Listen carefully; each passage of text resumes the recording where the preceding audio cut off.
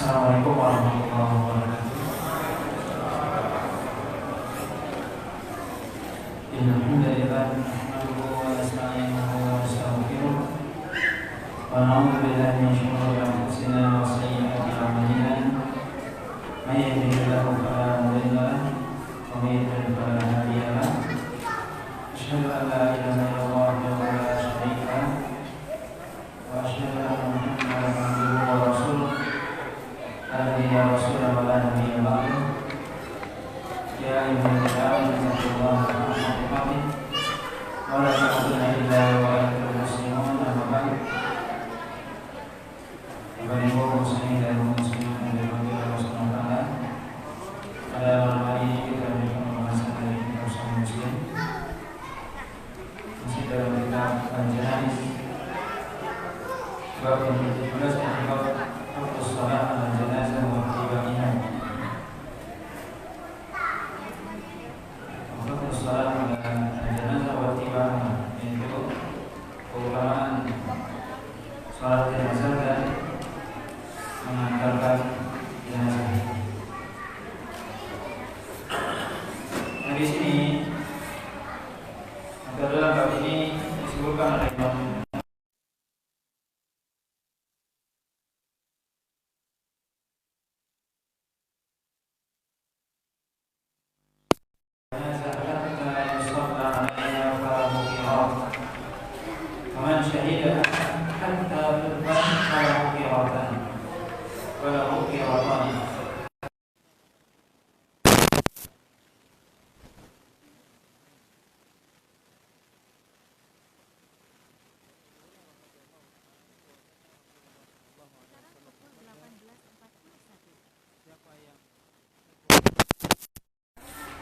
menyolatkan jenazah maka baginya pahala 1 qirat. Dan siapa yang ikut mensolatkan jenazah kemudian sampai menguburkannya maka baginya 2 qirat. Kemudian ditanyakan, apa yang maksud dengan 2 qirat ya Rasul? Kemudian disebutkan ya seperti 2 gunung yang besar.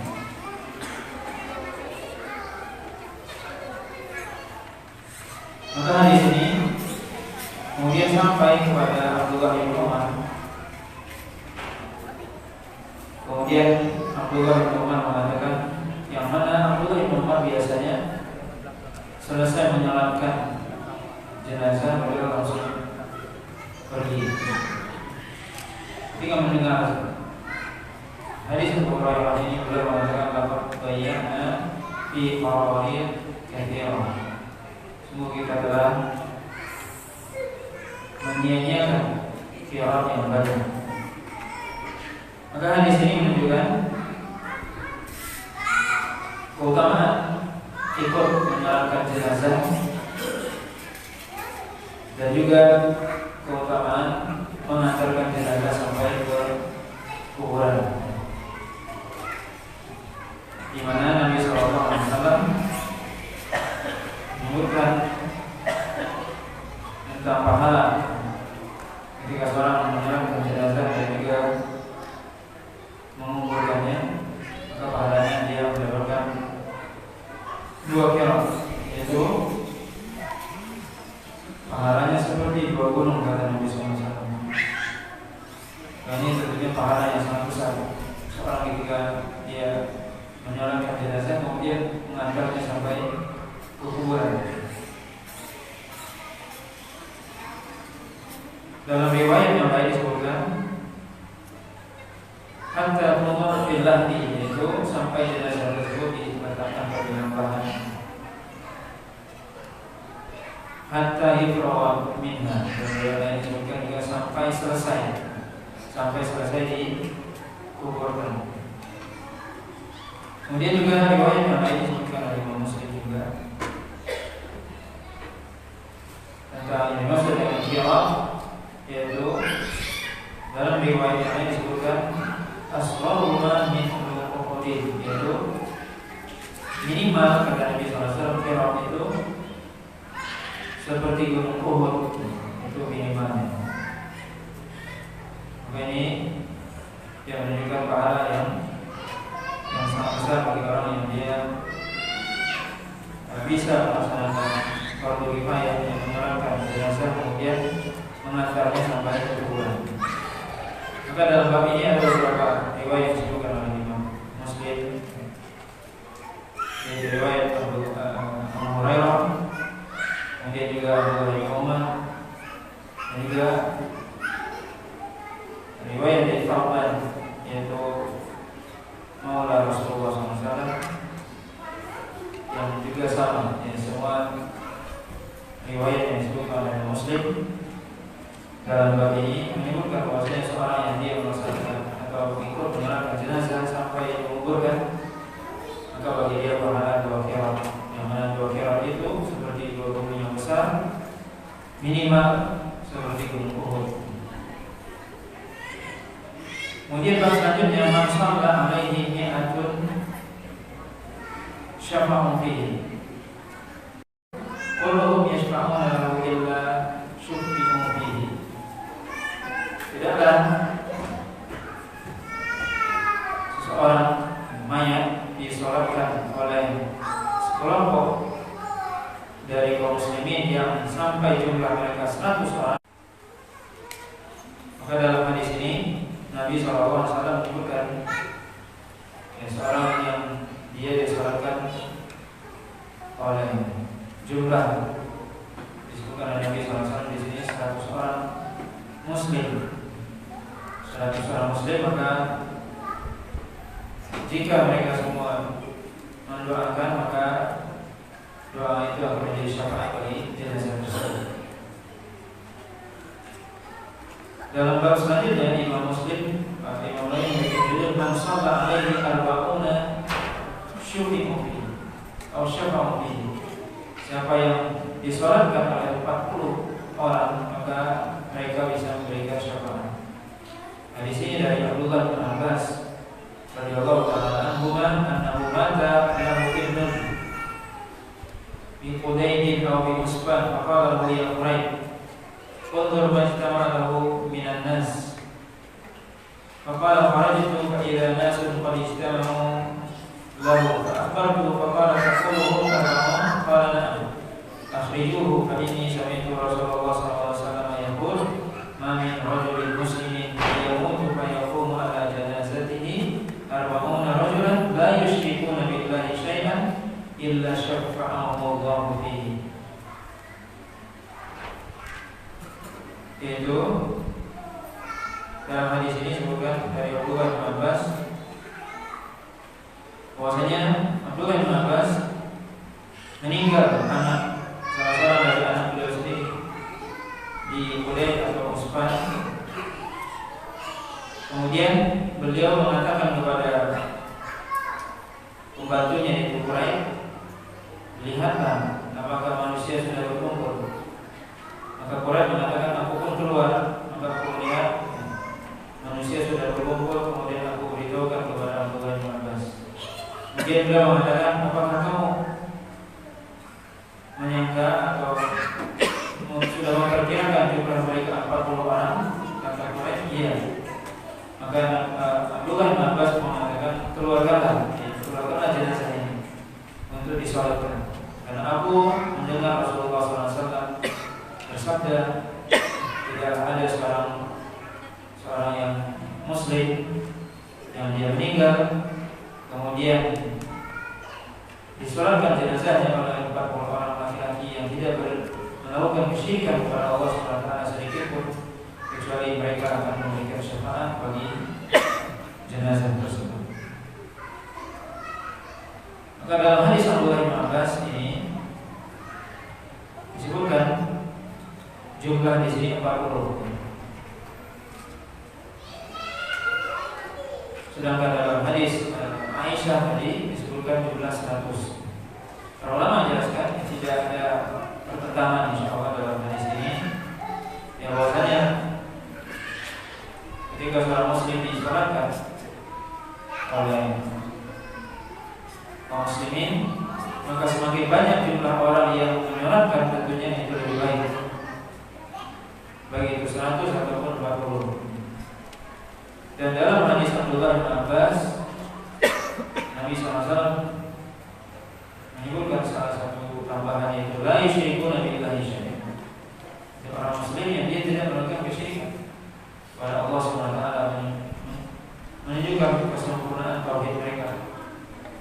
maka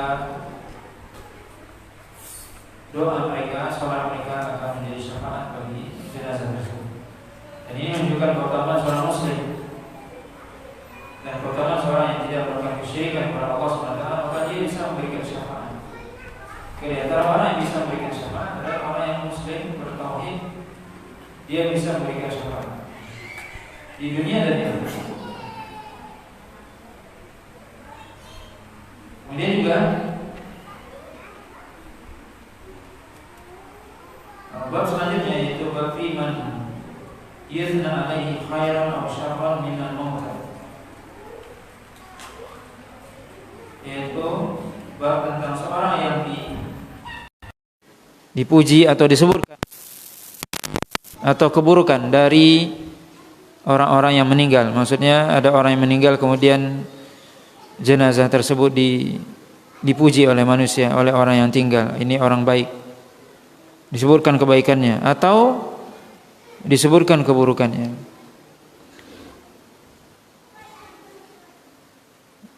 Dalam bab ini Imam Muslim menyebutkan hadis Anas bin Malik radhiyallahu taala anhu qala murra bi janazatin fa uthniya 'alaiha khairan faqala Nabi sallallahu alaihi wasallam wajabat wa murra bi janazatin fa uthniya 'alaiha syarran faqala Nabiullah sallallahu alaihi wasallam wajabat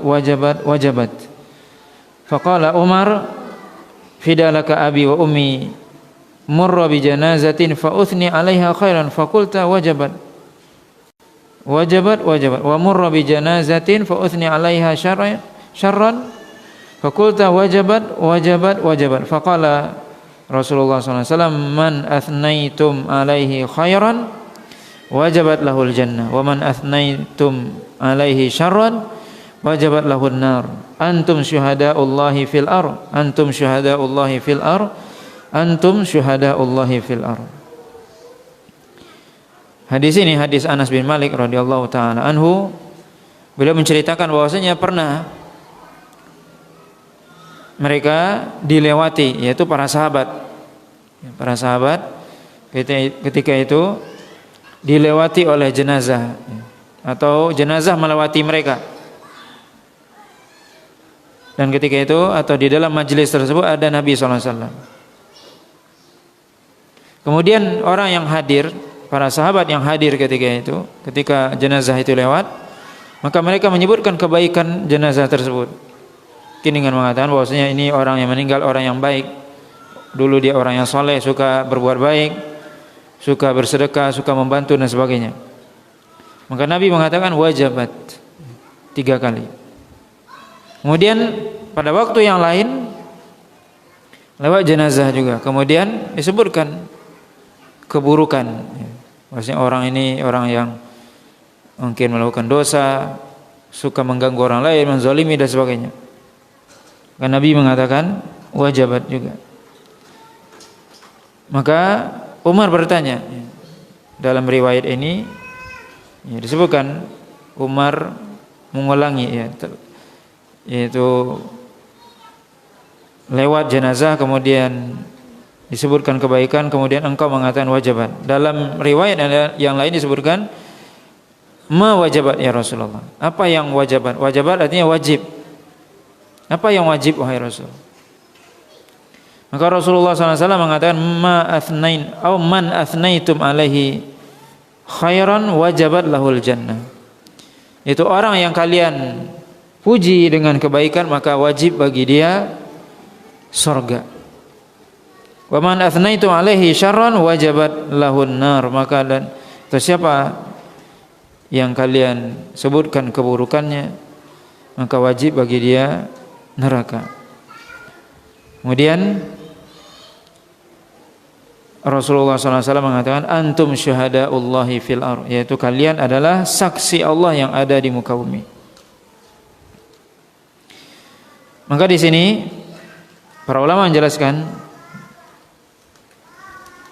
bahwasanya seorang yang ketika seorang meninggal, seorang kata para ulama di sini dihukumi itu sesuai dengan yang zahirnya. Seorang tentunya dikatakan orang baik dan sebagainya ya ketika dilihat selama hidupnya di dunia.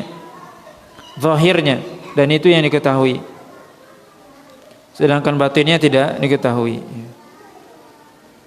Tapi tentunya secara umum ya seorang itu muslim zahir dan batinnya sama. Mungkin ada yang tidak sama, orang-orang munafik, tapi tentunya itu tidak banyak atau sedikit. Tapi tentunya orang muslim zahir dan lahir dan batinnya sama. Maka hadis ini menunjukkan bahwasanya manusia ya biasa menilai manusia, menilai orang lain itu dengan apa yang nampak. Dan kemudian biasanya di seorang itu dilihat dari kebaikannya dan sebagainya, itu merupakan persaksian bagi dia ya, di hadapan Allah Subhanahu wa taala. Tapi sebagian para ulama menjelaskan, ketika Rasulullah SAW mengatakan antum syuhadaullahi fil ar, apa maksudnya di sini? Antum ini apakah semua manusia?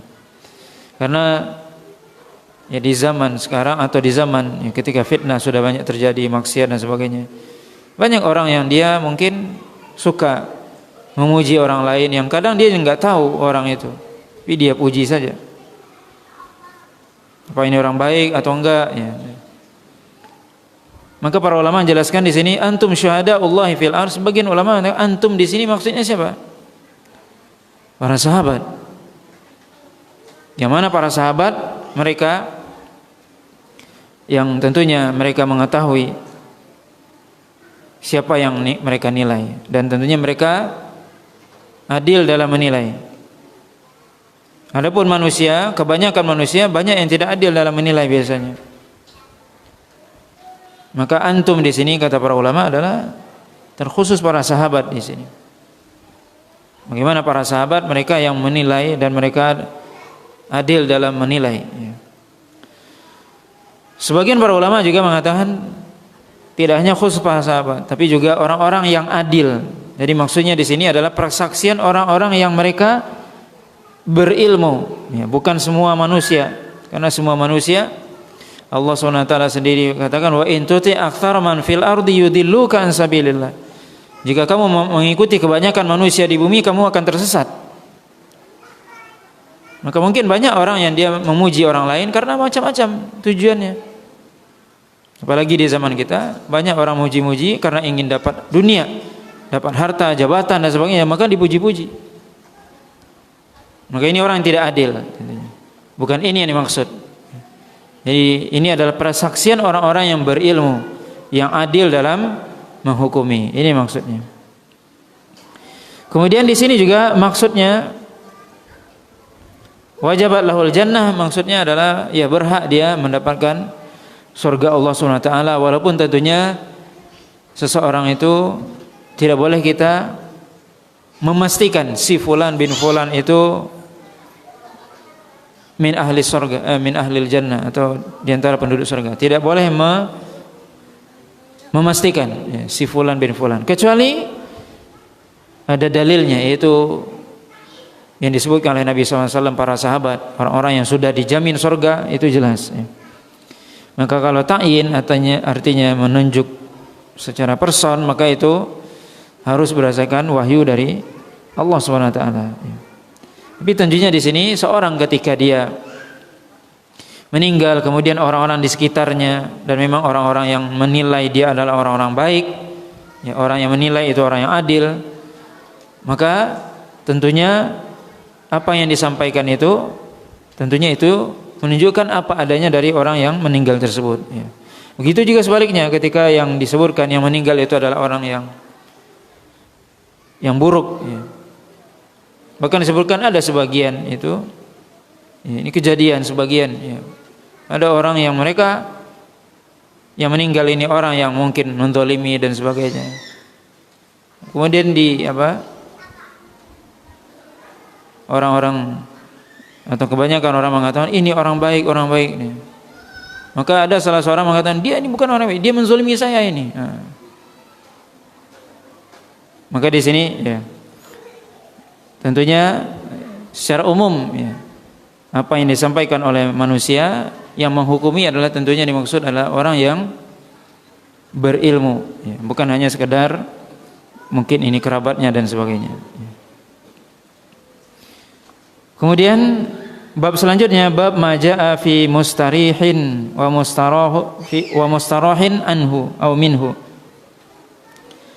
yaitu bab yang menjelaskan tentang mustarih, yaitu orang yang beristirahat dan orang yang beristirahat darinya. Mustarih artinya orang yang beristirahat, mustarah artinya orang yang beristirahat dari dia.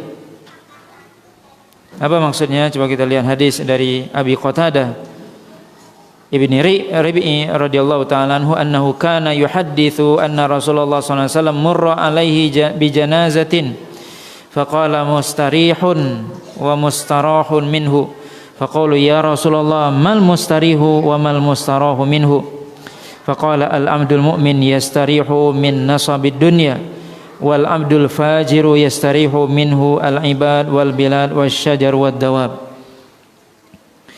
Dari Abi Qatadah radhiyallahu ta'ala anhu bahwasanya beliau menyebutkan bahwasanya Rasulullah SAW pernah dilewati oleh jenazah atau lewat di hadapan beliau jenazah, kemudian Nabi SAW mengatakan mustarihun wa mustarahun anhu. Mustarih artinya orang itu beristirahat. Wa mustarahun anhu, orang lain beristirahat dari dia. Kemudian para sahabat bertanya, apa maksudnya wahai Rasul? Mustarihun, orang yang beristirahat, dan orang yang beristirahat darinya atau orang lain beristirahat darinya. Maka Nabi SAW mengatakan al-abdul mu'min yastarihu min nasabid dunya. Seorang mukmin ketika dia meninggal menuju rahmat Allah SWT, menuju surga Allah SWT, maka dia beristirahat dari capeknya dunia, dari susahnya dunia. Ini yang pertama. Seorang mukmin yang saleh, yang baik, ketika dia meninggal maka dia beristirahat dari dunia ini, dari capeknya dunia. Maka dunia itu adalah darut ta'ab, darun nasab, tempat capek, tempat ya kita susah. Itulah dunia, dan tidak ada yang tidak susah di dunia, tidak ada yang tidak capek di dunia. Kapan istirahat? Istirahat di surga. Makanya para ulama ketika ditanya mata roha, kapan itu istirahat? Ar-rohatu fil jannah, yaitu apa? Istirahat itu hanya di surga. Kalau di dunia enggak ada istirahat, enggak ada santai-santai di dunia. Harus bekerja, berbuat. Memang tempat bekerja, tempat menanam, tempat berbuat. Istirahat adalah di surga Allah SWT, yang Allah sebutkan dalam Al-Quran, la yadma'u fiha wala tadha, yang di dalam surga seorang tidak merasa kehausan dan juga tidak merasa capek dan sebagainya. Al-abdul mu'min yastarihu min nasabi dunya. Orang mukmin ketika dia meninggal maka dia beristirahat hakikatnya dari kecapean hidup dunia ini. Wal abdul fajir, adapun hamba yang durhaka sama Allah SWT, yastarihu minhul ibad wal bilad wasyajar wad dawab. Maka ketika dia meninggal, para hamba, para manusia dan juga al-bilad, ya maksudnya tempat, negara, ya, tempat, kampung, daerah, wasyajar dan pepohonan, wadawab dan hewan-hewan beristirahat dari dia. Kenapa? Karena dia zalim. Selama dia hidup apa? Dia fajir.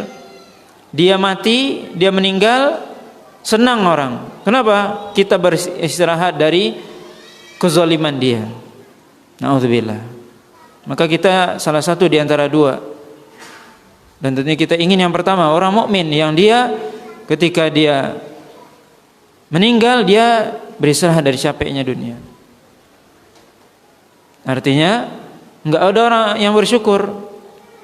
Kan ada sebagian tentunya orang yang al-abdul fajir ini, kalau dia meninggal bersyukur orang. Senang orang dia meninggal. Kenapa? Karena dia selama di dunia melakukan kezaliman, menyakiti orang lain dan sebagainya. Maka yastarih minhul ibad, kata Nabi SAW.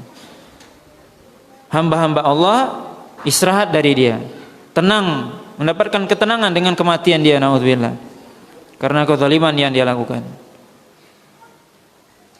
wal bilad, dan juga negerinya, tempat, karena dia melakukan apa? Kerusakan di muka bumi. Adanya dia melakukan kerusakan, dia mati, maka tidak terjadi lagi kerusakan di muka bumi ini. Termasuk juga wasyajar waddawab, bahkan hewan juga beristirahat dari kezaliman dia. Kok bisa hewan juga mengambil faedah dari kematian orang yang zalim? Karena kezaliman itu mendatangkan berbagai macam bencana di dunia. Termasuk apa? Kemarau panjang dan sebagainya. Itu kezaliman. Kenapa terjadi kemarau panjang? Karena banyak orang yang zalim. Maka ketika kemarau panjang terjadi, termasuk apa?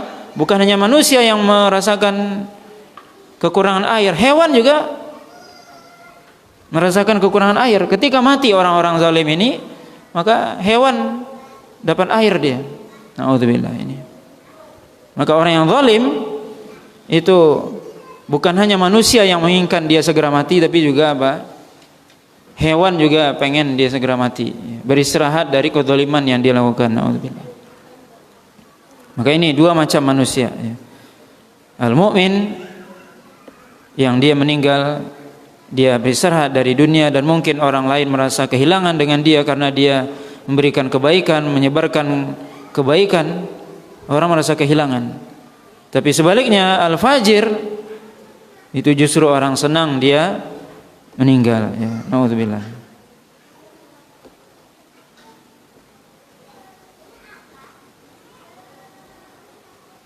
Dalam riwayat yang lain disebutkan oleh Imam An-Nawawi, yasarihu min adza ad-dunya wa nasabiha ila rahmatillah, yaitu orang mukmin ketika dia meninggal, dia beristirahat dari kecapean dunia, dari gangguan atau dari segala kesusahan, kesulitan yang ada di dunia,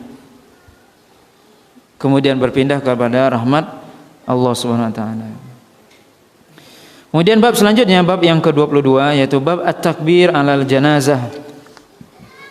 Di sini Imam Muslim membawakan beberapa riwayat. Yang pertama, Abu Hurairah radhiyallahu taala anhu, anna Rasulullah sallallahu alaihi wasallam na'a lin-nasi an-najashi fil yaumil ladzi mata fihi fa kharaja bihim ila al-musalla wa kabbara arba'a takbirat.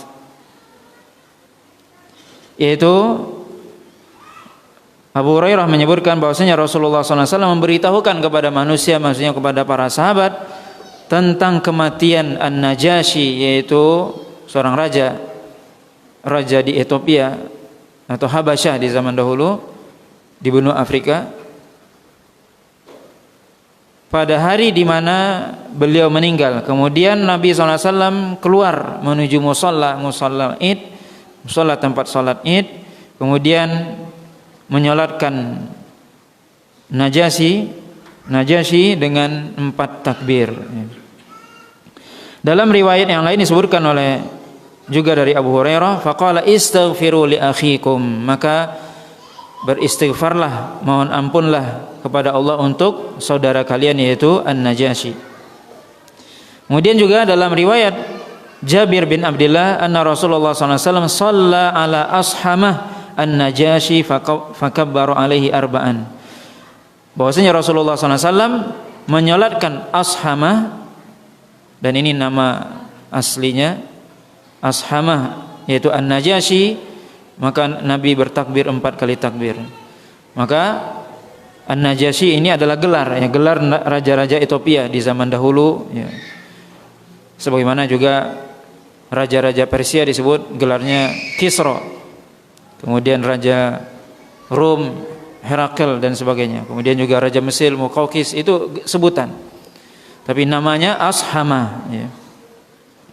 Juga riwayat dari Jabir bin Abdullah, qala Rasulullah SAW, matal yawma abdun lillahi salihun ashamah faqama fa'amanna wa shalla alaihi.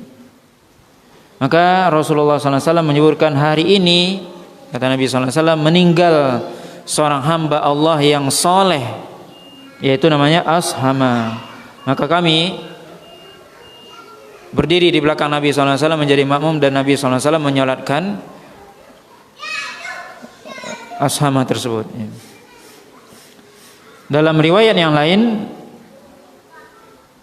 juga dari Jabir, qala Rasulullah sallallahu alaihi wasallam, inna akhan lakum qad mata faqumu fasallu alaihi faqumna fasaffana safain. Rasulullah SAW mengatakan, sesungguhnya saudara kalian sudah meninggal, maka berdirilah dan salatkanlah dia. Maka kami pun berdiri dan Rasulullah SAW membagi kami menjadi 2 saf. Maka hadis ini riwayat dari Abu Hurairah dan juga dari Jabir bin Abdullah menyebutkan tentang bahwasanya Rasulullah SAW itu menyolatkan An-Najasyi. Ya, tadi kita sebutkan An-Najasyi salah seorang raja di Ethiopia atau Habasyah yang nama beliau adalah Ashamah, di mana beliau disebutkan dahulunya adalah agamanya Nasrani, tetapi ketika sahabat atau sebagian sahabat itu hijrah ke Habasyah, maka kemudian Najasyi ini memuliakan mereka, kemudian bahkan beliau masuk Islam. Dan disebutkan keislaman beliau tidak diketahui oleh rakyatnya sendiri, dia raja. Maka kemudian beliau ini meninggal, dan tentunya di sini Rasulullah SAW tahu itu karena wahyu dari Allah SWT, karena tidak ada di zaman itu tentunya telepon atau HP seperti zaman kita sekarang, dan itu jaraknya jauh dari Madinah, yaitu di Habasyah, di Ethiopia atau di benua Afrika. Maka Najasyi ini meninggal, dan disebutkan meninggalnya sebagian ahli sejarah mengatakan pada tahun ke-9 Hijriah. Dan beliau adalah orang yang semasa dengan Nabi tapi tidak berjumpa dengan Nabi.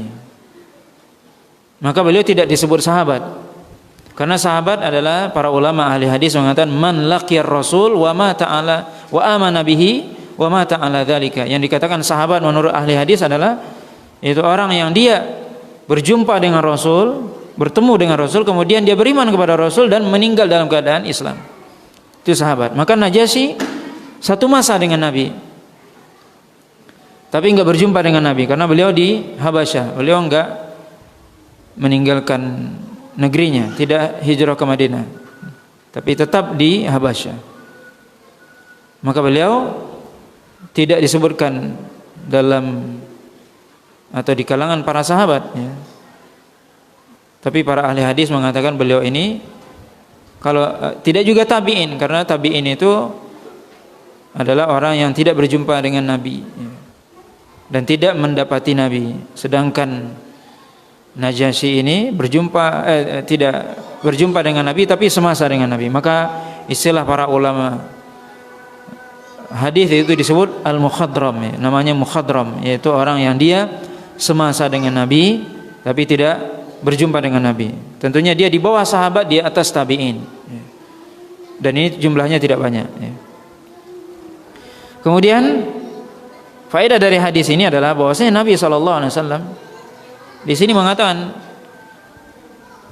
mata abdun saleh, dan ini sebuah tazkiyah dari Nabi bahwasanya meninggal seorang hamba yang saleh, yaitu An-Najasyi, hamba yang saleh. Kemudian Nabi mengatakan akhan lakum, yaitu saudara kalian, menunjukkan bahwasanya keutamaan An-Najasyi. Kemudian juga Nabi SAW keluar, yaitu ke musallal Id, di lapangan untuk sholat jenazah. Maka ini menunjukkan keutamaan An-Najasyi. Dan juga faedah dari hadis ini, ya, disyariatkan kata para ulama, ya, untuk sholat jenazah itu di lapangan itu lebih utama karena lebih banyak yang menyolatkan. Tapi boleh tentunya di masjid, ya, boleh di masjid, ya, boleh di lapangan, ya. Kemudian juga faedah dari hadis ini bahwasanya hadis ini menunjukkan disyariatkannya salat ghaib, ya, disyariatkannya salat ghaib yang mana para ulama dalam hal ini minimal ada 3 pendapat tentang syariat salat ghaib. Yang pertama, sebagian ulama mengatakan disyariatkan salat ghaib secara umum atau secara mutlak. Artinya apa? Salat ghaib artinya salat kita menyolatkan salat jenazah yang jenazahnya enggak ada di hadapan kita. Itu salat ghaib.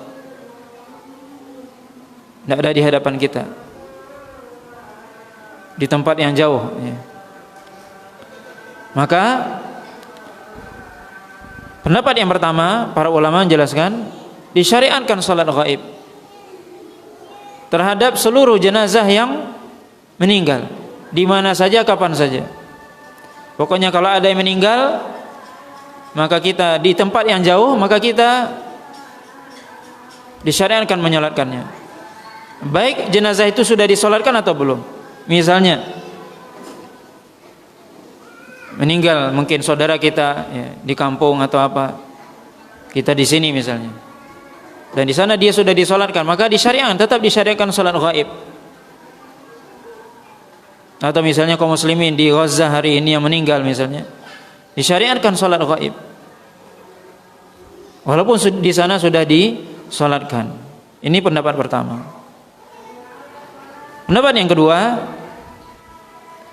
yaitu kebalikan dari yang pertama, yaitu tidak disyariatkan salat ghaib kecuali jenazah tersebut tidak disolatkan atau tidak ada yang menyolatkannya.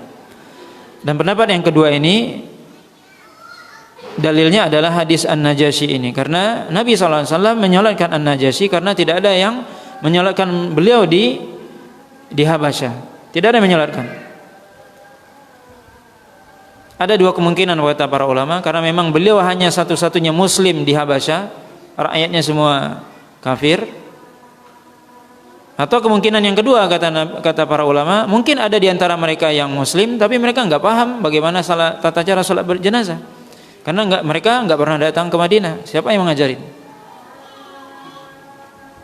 Maka ini pendapat kedua yang mengatakan bahwasanya tidak disyariatkan salat ghaib kecuali jenazah yang tidak disolatkan. Karena enggak ada ya, misalnya jenazah itu meninggal tenggelam misalnya di laut misalnya, enggak ada yang menyolatkan. Atau terjadi gempa, terbenam di reruntuhan dan sebagainya, enggak ada yang menyolatkan. Maka disyariatkan salat jenazah atau salat ghaib. Dan ini yang ditunjukkan oleh hadis ini. Yang ketiga, pendapat yang ketiga yang pertengahan, yaitu disyariatkan salat ghaib itu kepada orang-orang yang mereka memiliki pengaruh yang besar, atau orang-orang yang soleh atau tokoh dan sebagainya. Misalnya meninggal orang yang atau ulama misalnya, walaupun dia jauh di sana, maka walaupun dia di sana sudah disolatkan, maka juga disyariatkan salat ghaib bagi orang yang ingin melakukannya. Ini pendapat yang pertengahan, ya.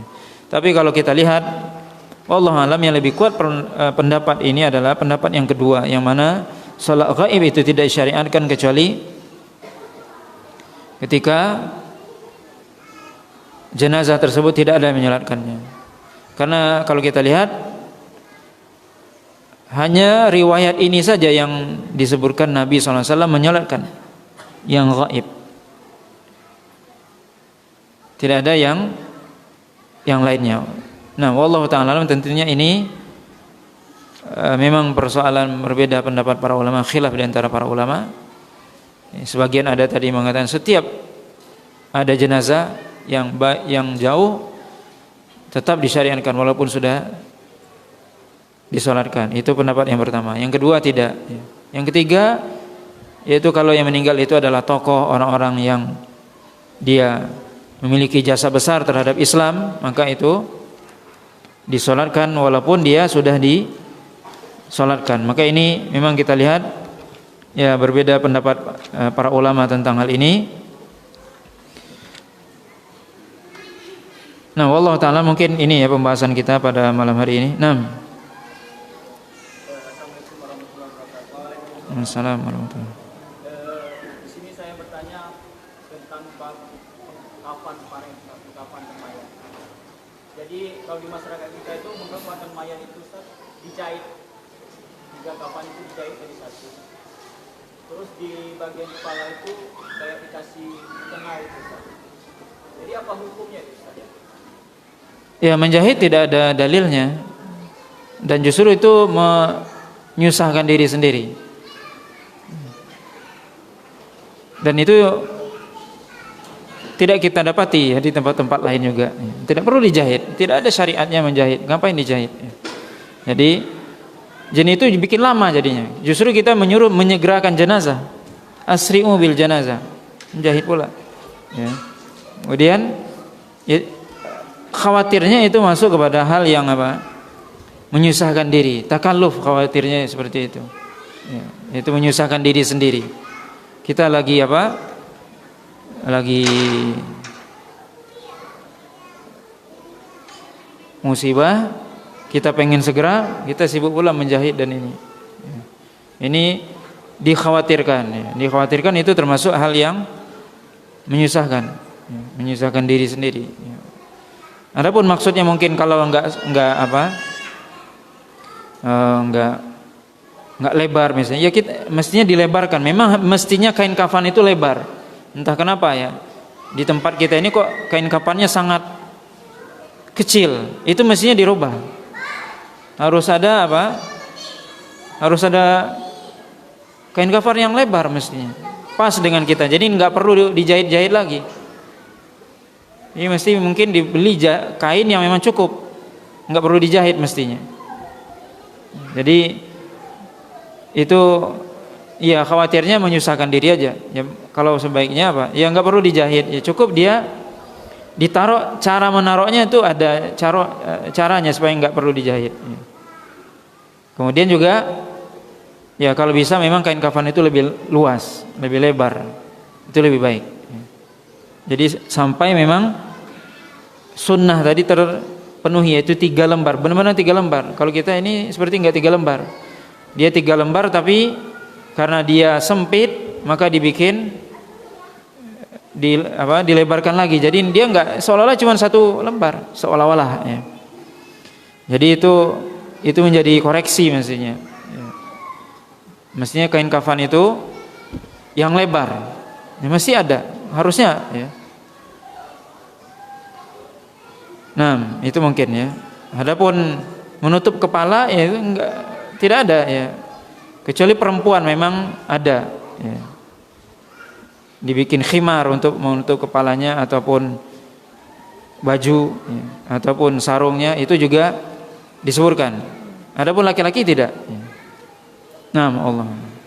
Nah.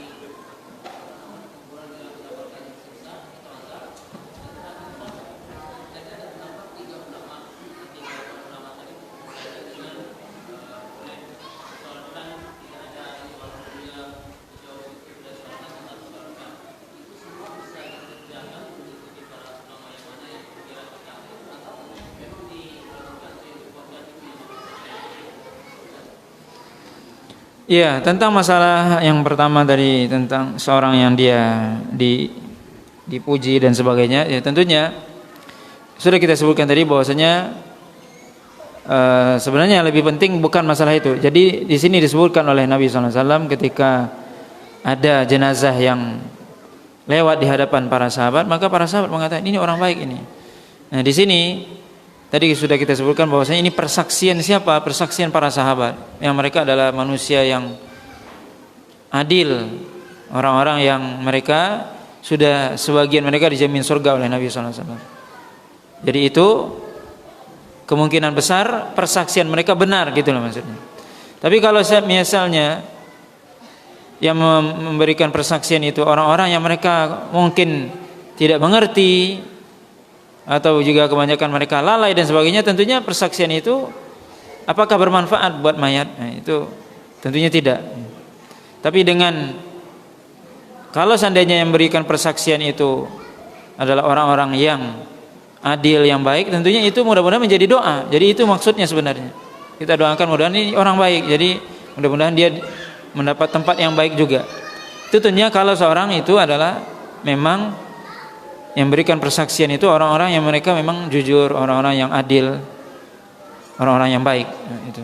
Jadi faedahnya adalah itu menjadi doa buat mereka untuk jenazah tersebut. Gitu. Tapi kalau seandainya yang beri persaksian itu orang yang tidak paham, ya itu belum tentu. Tentunya Allah SWT yang lebih tahu tentang hal itu. Ini pengharapan. Kita berharap ketika manusia memuji orang ini berarti memang, dan ini menunjukkan juga bahwasanya manusia kalau dia memang orang baik, maka manusia semua itu menerima dia dan menganggap dia baik. Dan Allah SWT sudah menyebutkan dalam hadis qudsi bahwasanya ketika Allah SWT mencintai seorang hamba, kemudian Allah SWT memanggil Jibril dan mengatakan sungguhnya Allah SWT mencintai fulan, maka cintailah dia. Kemudian Jibril mengatakan sesungguhnya Allah SWT mencintai fulan, maka Jibril memberitahu kepada seluruh malaikat, cintailah si fulan, maka dia dicintai oleh seluruh penduduk langit. Kemudian kata Nabi SAW, yudha lahul qabul fid dunya, maka dia juga dicintai oleh orang-orang penduduk dunia. Itu ya, ketika dia memang orang baik, maka dia dicintai oleh seluruh penduduk langit dan bumi. Itu tentunya ini orang-orang yang baik ya, yang mengikuti syariat. Tentunya walaupun jadi baik mayoritas ini tentunya juga dilihat apakah kebanyakan ya, di zaman dahulu tentunya mayoritas orang-orang baik. Kalau zaman sekarang misalnya banyak orang-orang yang tidak baik. Bagaimana? Banyak orang-orang yang justru orang baik, orang jujur, sekarang justru dia difitnah, justru dia dimusuhi. Maka itu tentunya tidak. Ya, tentunya kebaikan itu di sini ketika kebaikan itu mayoritas. Tapi ketika dia minoritas, tentunya ya tetap orang yang menjadi standar penilaian adalah dia mengikuti syariat atau tidak. Itulah dia dianggap baik atau soleh. Walaupun ya di akhir zaman kata Nabi, orang-orang yang dia al-ghuraba kata Nabi sallallahu alaihi wasallam, orang-orang yang dianggap asing. Siapa dia? Man yuslihu ma afsadan nas, yaitu orang yang melakukan kebaikan ketika manusia rusak. Bahkan Nabi sallallahu alaihi wasallam mengatakan dalam riwayat yang lain, mereka mendapatkan pahala 50 para sahabat ketika dia beramal di tengah-tengah masyarakat, ketika masyarakat itu bobrok misalnya, melakukan kemaksiatan, kezaliman, terus dia bisa menjaga dirinya, kemudian dia bisa beribadah kepada Allah SWT, maka dia mendapatkan pahala 50 para sahabat. Itu pahala yang sangat besar. Tapi dia sendiri di situ. Mungkin kalau dia meninggal, dia orang semua itu akan mengatakan apa? Ini orang buruk. Karena memang lingkungan dia itu orang sudah bobrok semua. Tapi dia bisa menjaga. Ya, maka baik buruk ini kembali kepada standarnya adalah mengikuti syariat tentunya. Ini. Ya justru tadi kita sebutkan orang-orang yang dia di akhir zaman yang dia bisa memegang iman, sunnah dengan kuat, itulah yang dia mendapatkan pahala 50 para sahabat di zaman dahulu, dan itu sebuah keutamaan yang sangat besar. Kita bisa bayangkan ya, orang yang dia di tengah-tengah ya, kemaksiatan, orang melakukan keburukan, dia bisa istiqomah, itu enggak mudah. Kita bisa lihat ya. Kalau coba kita lihat kalau bulan Ramadan itu semua orang rajin ke masjid. Kenapa? Karena suasananya. Maka terpengaruh dengan apa? Lingkungan. Tapi sekarang Pak, lingkungannya 180 derajat berbeda dengan keyakinan dia. Tapi dia bisa istiqomah, ini bukan perkara yang ringan. Maka itu Rasulullah SAW memberikan pahala, menyebutkan bahwasanya pahalanya sama dengan 50 para sahabat. Amalannya para sahabat maksudnya. Tapi dia tidak sampai kepada derajat sahabat tentunya. Tapi ini merupakan sebuah keutamaan seorang ya, yang dia beramal di akhir zaman dengan amalan yang dia memegang sunnah Nabi SAW, melakukan kebaikan, tetap beribadah kepada Allah SWT, tapi walaupun di sekitarnya melakukan kerusakan, dia tetap jujur. Misalnya walaupun di sekelilingnya orang, di kantornya korupsi, suap menyuap, dia tetap jujur. Itu kan orang kayak itu di kantornya itu dilecehin itu. Ini pegawai bodoh katanya. Pegawai apa macam-macam, kere dan sebagainya. Yang keren itu yang suap menyuap, yang korupsi itu yang keren. Nah ini kalau ada pegawai yang kayak gitu itu hebat. Nah ini ya.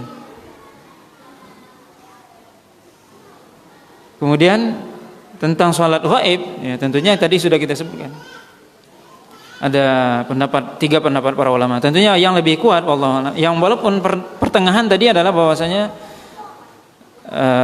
sholat gaib itu dilakukan kalau toh pun ada orang yang dia memiliki jasa besar terhadap Islam, dia meninggal, boleh ya. Tapi pendapat kalau lebih kuat tentunya pendapat yang kedua tadi kita sebutkan bahwasanya tidak disolatkan kecuali orang yang memang dia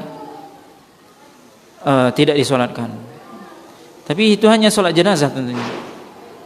Tapi doa tentunya tetap. Ini kan yang penting, yang perlu kita perhatikan di sini bukan berarti kalau kita tidak mensolatkan tidak mendoakan, tidak. Tapi sholat jenazah itu adalah syariat. Itu adalah ibadah, mestinya ada dalil gitu.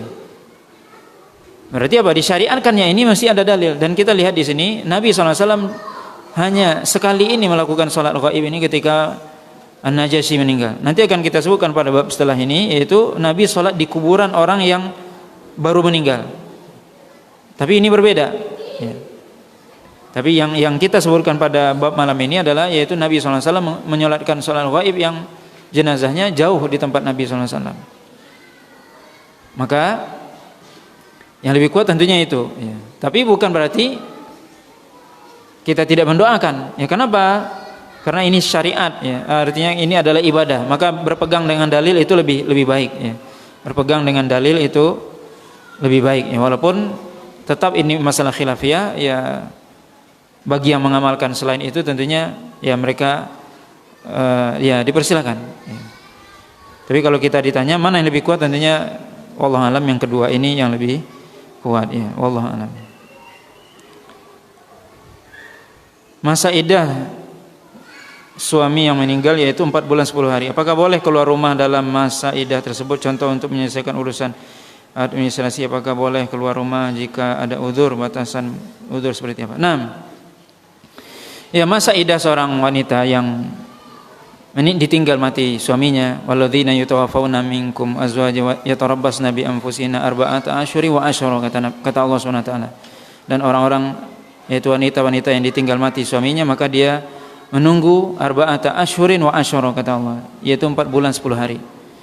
Itu masa iddah, masa berkabung, maksudnya ya dia wanita itu meninggalkan dia berdandan atau apa ya. Tapi boleh dia keluar, kata para ulama, kalau memang itu hal yang penting atau darurat, seperti ya untuk memenuhi kebutuhan dia mestinya mungkin dia ke pasar mau masak dan sebagainya. Menurut kalau itu memang kebutuhan yang penting, boleh dia keluar. Tapi dengan syarat selesai kebutuhannya dia segera pulang. Dan Nabi SAW juga dan melarang ya keluar malam. Pernah Nabi SAW itu disebutkan ketika salah seorang sahabiat mendatangi Nabi SAW, kemudian mereka mengatakan bahwasanya kami ini beberapa orang sahabiat itu suaminya meninggal. Jadi mereka kumpul, ya, artinya apa? Ini para janda-janda ngumpul. Kata Nabi boleh, tapi kalian malam pulang, kata Nabi. Ibaratnya gitu. Ya kan? Kenapa? Karena siang ya istilahnya kesepian lah, nggak ada suaminya, mungkin nggak ada anak dan sebagainya. Jadi kami ngumpul wahai Rasul. Kata Rasul, ya tapi malam pulang. Ya. Maka para ulama jelaskan diboleh wanita itu dia keluar rumah dengan syarat itu memang dibutuhkan dan tidak ada orang yang atau mahramnya atau saudaranya yang bisa memenuhi kebutuhan dia. Tapi kalau ada saudaranya, misalnya ada saudaranya yang bisa dia untuk pergi ke pasar, yang menyelesaikan segala urusan dia, nggak boleh dia keluar. Tapi kalau tidak ada boleh ya. Sesuai dengan kebutuhan tadi. Dia mau apa? Mau ke pasar, ya sudah, balik dari pasar segera pulang. Hal-hal yang penting saja. Itu ya batasannya ya, itu udzur ya. Artinya hal yang berkaitan dengan kebutuhan ya, kebutuhan dia sehari-hari itu silakan ya. Dan kalau bisa tentunya tidak bermalam ya, tidak keluar malam. Itu yang disyariatkan ya. Wallahu ta'ala alam. Subhanakallah bihamdika asyhadu an la ilaha illa anta astaghfiruka wa atubu ilaik. Wa sallallahu ala nabiyyina Muhammadin wa ala alihi wasallam. Wassalamualaikum warahmatullahi wabarakatuh.